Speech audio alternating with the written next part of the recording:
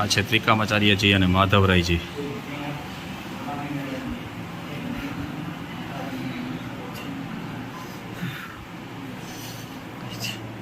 ત્યારે મંદિર બંધ છે, સાંજે મોડું ખુલશે. જો હશું તો આપણે દર્શન કરશું. આ છે માધવરાયજીનું આ નવું મંદિર. આ પોરબંદરના રૂપાળીબાએ આનું નિર્માણ કરેલું હતું.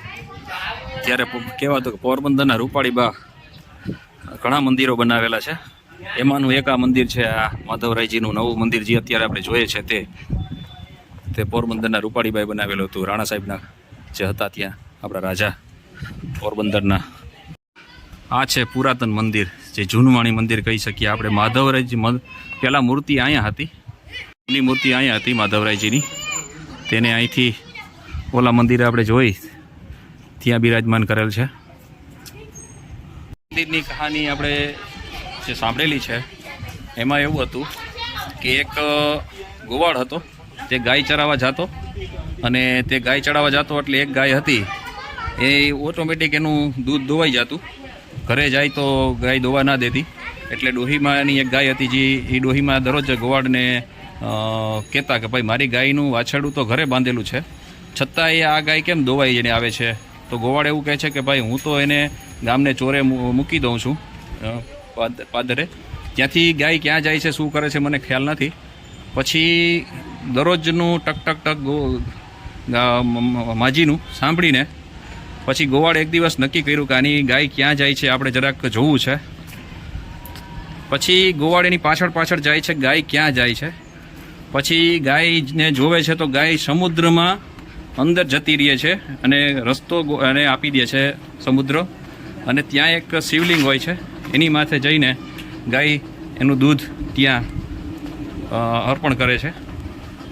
પછી એ ગોવાળ એવું કહે છે કે ચાલો આપણે હવે હું બીજાને પણ જાણ કરું, અને એના એ મિત્રોને બધાને જાણ કરે છે કે ભાઈ મારી સાથે એવું થયું છે, મેં જોયું છે. તો બધા મિત્રો પણ કહે છે કે ચાલો તો અમારે પણ જોવું છે. એટલે મિત્રો પણ એની સાથે જાય છે અને તે પાછળ પાછળ જઈને જોવે છે. એટલે ભગવાન એવું કહે છે કે હવે તો મારું આ હજી હું થતું હતું એ બધું તો હવે સમાજની સામે રજૂ થઈ ગયું છે, તો હવે હું સમુદ્રની બારોબાર આવી જાઉં. એટલે જ આ મંદિર જે છે તમે જોવો છો એ સમુદ્ર પાછળ જતો રહ્યો અને આ બારોબાર આવી ગયું આ મંદિર. પહેલાં સમુદ્રની અંદર હતું આ જે શિવલિંગ હતું, અહીંયા પહેલાં શિવલિંગ હતું, અત્યારે નથી, અત્યારે આ મનું કામ ચાલુ છે. એટલે તો આ એક આવી કહાની હતી આ મંદિરની પાછળની. જ્યારે વિવાહ થાય છે ત્યારે આ જ રથમાં ચાંદ નીકળે છે. આ એ જ રથ છે, પણ અત્યારે એને ઢાંકીને રાખ્યા છે. આ એક ખુલ્લો છે, બાકી આને ટાણે ઢાંકીને રાખ્યો છે. જો ઘોડાને તમે જોઈ શકો છો, એમાં જ નીકળે છે ચાંદ. જ્યારે રૂક્ષ્મણીજીના અને માધવજીના લગ્ન થાય છે ત્યારે રૂક્ષ્મણીજીના વિવાહના દિવસે આ તે જ છે. આ જૂના મંદિરના નકશી જોઈ શકો છો તમે. અટાણે ખંડિત થઈ ગયું છે થોડું, એના માટે અટાણે અહીંયા આ નવા પાણા કઢાઈ રહ્યા છે. ત્યાં નવું બનશે મંદિરને, એનું પણ રિનોવેટનું કામ ચાલુ છે. ચાલો બધા ભૂખા થયા છે, નાસ્તાનો પ્રોગ્રામ ચાલુ છે. વેફરું ખવાય છે દરિયાના કિનારે, કેમ કે મંદિર હજી ખોલવામાં અડધો કલાકની ઉપર ટાઈમ છે હજી. એટલે થોડીક વાર દરિયા કિનારે અહીં બેઠા છે. મંદિર થોડુંક જ દૂર છે, જો સામે દેખાય છે મંદિર.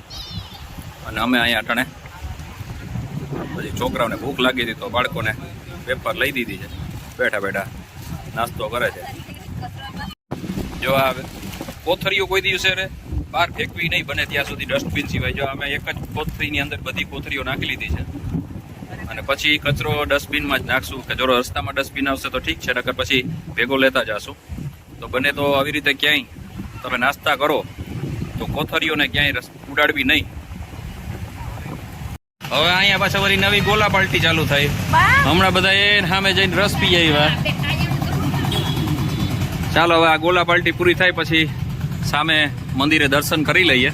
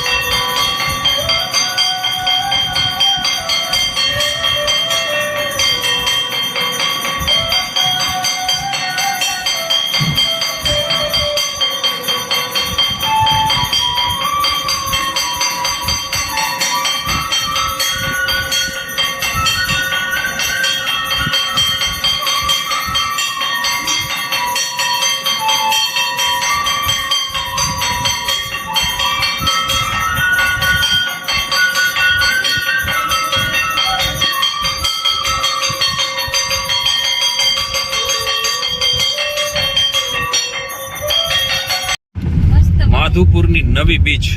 હવે આપણે ઓયમ જઈએ. સૂર્યાસ્તનો સમય થઈ ગયો છે. હજી સૂર્યાસ્ત થવા થોડીક વાર છે. જીવન ફંટે હાલો જઈએ.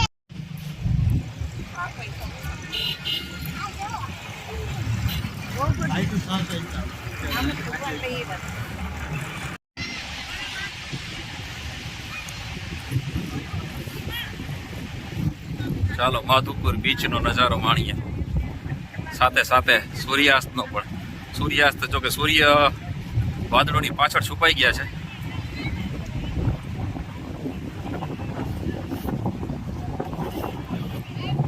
કેવાય ઊંટ, શું કહેવાય? ચાલો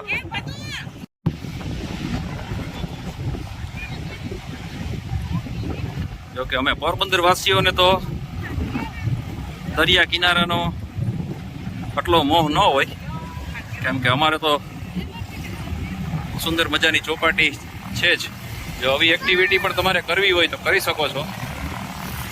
અમારે પોરબંદર આવા એક્ટિવિટી માટેના તેના માટેના સાધનો થોડાક ઓછા છે. હવે તો ત્યાં પણ ધીરે ધીરે ડેવલપમેન્ટ થવા માંડ્યું છે.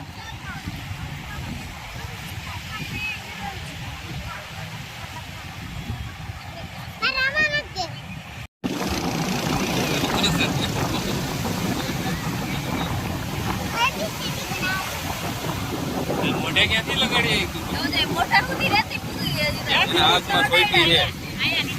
એવા લીટા કરતી હાથ ભર્યા, હાથ લુએ ને હાથ ભર્યા. પાછી રહેતી પૂરી.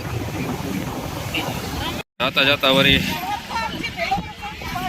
ખરીદી કરવાની ઈચ્છા થઈ ગઈ બેન ને, વળી તમારા ભાણેજભાઈ ને બેન ને.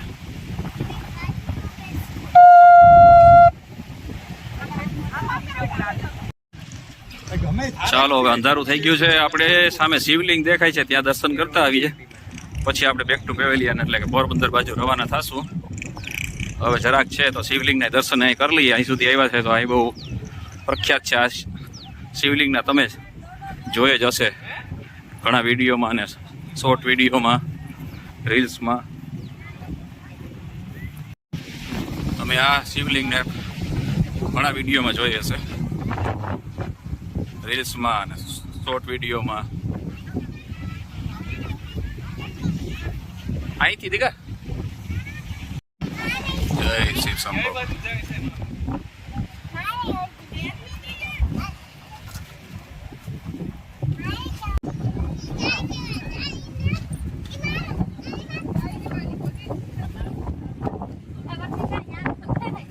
હા બેસો બેસો, વાંધો નહીં, દર્શન કરી લ્યો.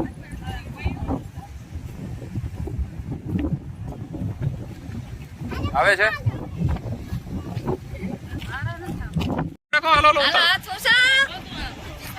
જય શ્રી શંભુ. બોલો ઓમ નમઃ શિવાય. બોલો ઓમ નમઃ શિવાય. બોલો બે બોલો ઓમ નમઃ શિવાય. બોલ બોલ. હા બે જોડે બોલો ઓમ નમઃ શિવાય. ઓમ નમઃ શિવાય. એમ